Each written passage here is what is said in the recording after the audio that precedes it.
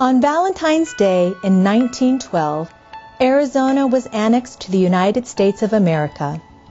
Arizona is known for its harsh climate with extreme heat and dry desert basin. But as the sun sets each day, the inhabitants appreciate the desert's beauty, where it has been said that God paints the sky.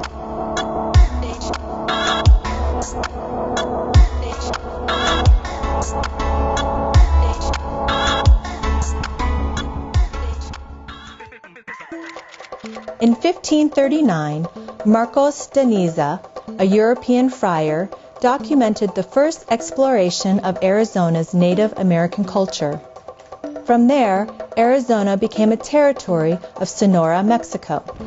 But in 1848, the United States seized control of the region in the Mexican-American War and added Arizona to the New Mexico Territory of the U.S. The following year, Arizona saw the population boom with as many as 50,000 miners traveling through the region in a quest to reach the profitable California gold rush. During the U.S. Civil War, President Abraham Lincoln signed a bill to allow Arizona to become its own territory. Soon after this declaration, another spike in population happened with the expansion of the railroad system and increase in copper mining. In 1912, under the presidency of William Howard Taft, Arizona became the last contiguous state in the Union.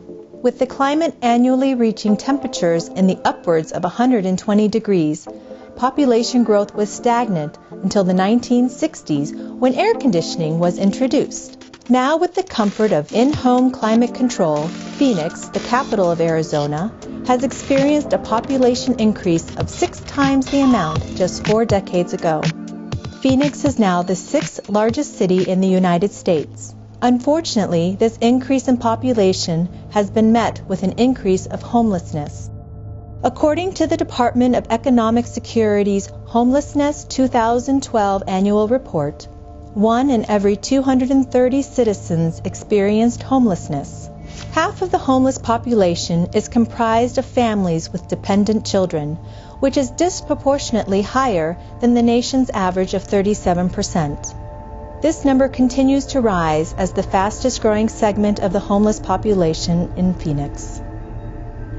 Walt Rattray's heart breaks for the people living in the streets of Phoenix, Arizona. Unwilling to stand idly by, in 1985, he went to the streets and began doing all he knew to do: preach the love of God. Shortly after, he rented 3 small homes to serve as a shelter for the homeless.